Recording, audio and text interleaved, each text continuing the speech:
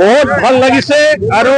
প্ৰথমে মই ইউপিপিএল দলক আৰু ইউপিপিএল দলৰ সকলো কেন্দ্ৰীয় নেতৃবৰ্গ বিশেষকৈ প্ৰমোদ বড়ো ডাঙৰীয়া দেৱক হৃদয় অন্তৰৰ পৰা আমাৰ শ্ৰীৰামপুৰ যিমান আমি কৰ্মকৰ্তা সকল আছো দলৰ যিমান কাৰ্যকৰ্তা সকল আছো আৰু গোটেই শ্ৰীৰামপুৰ বাকী ৰাইজ হিচাপে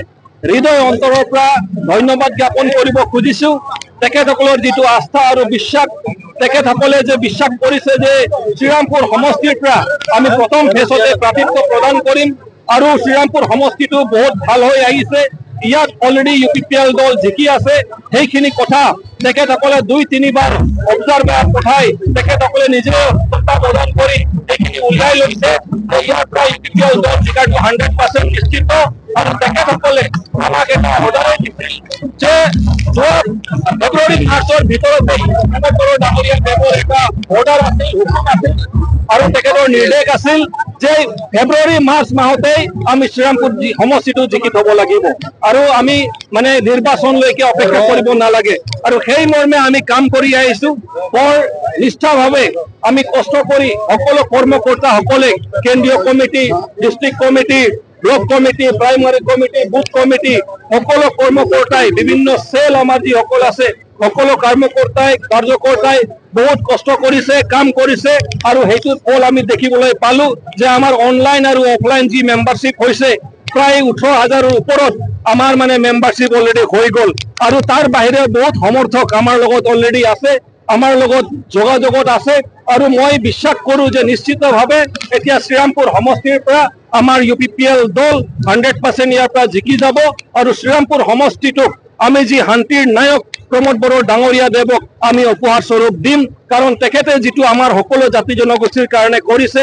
বিভিন্ন ধৰ্মাৱলম্বীক যিটো সন্মান জনাইছে সেইটো আমি কেতিয়াও পাহৰি যাব নোৱাৰো কোনো ৰাইজে পাহৰি যাব নোৱাৰে যিসকলে গঠনমূলক চিন্তাধাৰা কৰে যিসকলে ভৱিষ্যত প্ৰজন্মৰ ভাল হওক সেইটো চিন্তাধাৰা কৰে তেখেতসকলে ইউপিপিএল দলৰ বাহিৰে বেলেগ দলৰ কথা চিন্তা কৰিব নোৱাৰে আৰু মই সেইকাৰণে দৃঢ় বিশ্বাস যে অকল শ্ৰীৰামপুৰ বুলি নহয় আমাৰ বিটিআৰৰ 40খন সমষ্টিতেই ইউপিপিএল দলে বহুত সমষ্টিৰ পৰা বিপুল ভোটত জয়যুক্ত হৈ ইয়াত প্ৰমোদ বড়ো ডাঙৰীয়াৰ নেতৃত্বত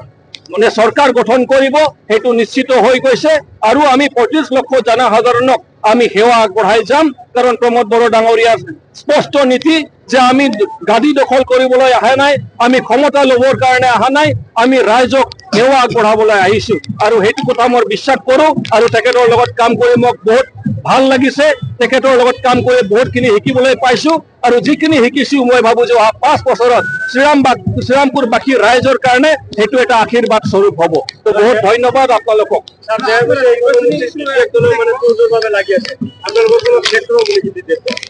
এতিয়া বিপিএফ দলৰ কথাটো নকোৱাই ভাল ক'বলৈ গ'লে কাৰণ তেখেতসকলে 17 বছৰত চৰকাৰত থাকিল আৰু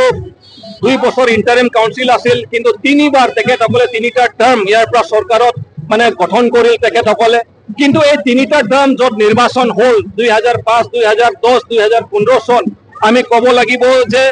সেই ৰুলিং গভৰ্ণমেণ্টত থাকি তেখেতসকলে শ্ৰীৰামপুৰ সমষ্টিটো জিকিব নোৱাৰিলে। হৃদয়টো অন্তৰটো তেখেতসকলে জিকিব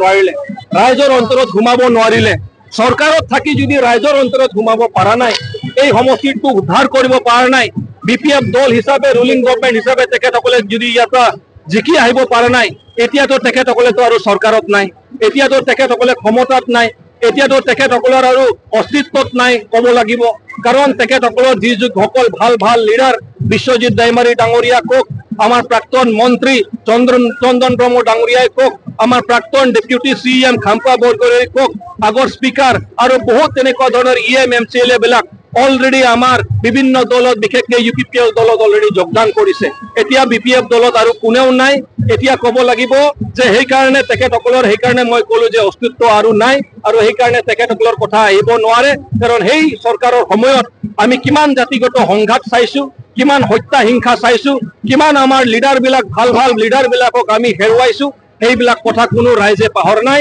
সেইকাৰণে BPF কোনো প্ৰসংগত নাহে, আমাৰ লগত মানে তেখেতসকলৰ কোনো কম্পেৰিজন নাই।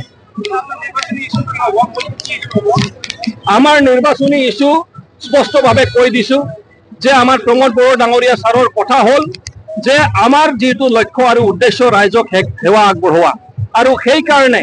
আমাৰ এইবাৰ নিৰ্বাচন জিকাৰ পিছত প্ৰত্যেকটো গাঁৱত যোৱা হ'ব, প্ৰত্যেকটো গাঁৱত প্ৰত্যেকজন পৰিয়ালৰ মানুহক মাতা হ'ব। তেখেতসকলৰ উপস্থিতিত আমি তেখেতসকলৰ সমস্যাবিলাক খুটি নুটিভাৱে আমি জানি ল'ম। চৰকাৰ আৰম্ভ হোৱাৰ লগে লগে জানাৰ পিছত সেইটোৰ ওপৰত বেছ কৰিহে আমি আমাৰ স্কিমবিলাক, আঁচনিবিলাক ধৰিম, ডেভেলপমেণ্ট কামবিলাক তেনেকুৱা আমি কৰি যাম, আৰু তেখেতসকলৰ যিটো সমস্যা আছে সেইটো আমি সমাধান কৰিবলৈ আগবাঢ়িম। এতিয়া আমাৰ গ্ৰাছৰুটৰ পৰা, ৰাইজৰ পৰা আগত জানি ল'ম সমস্যা, তাৰ পিছতহে আমি কাম কৰিম। এনেকুৱা হ'ব নালাগে যে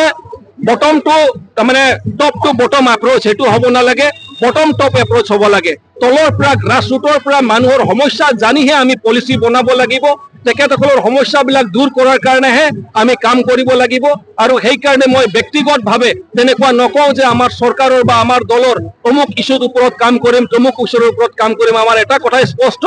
ৰাইজৰ যিটো সমস্যা, সেই সমস্যাৰ ইস্যুৰ ওপৰত আমি কাম কৰিম।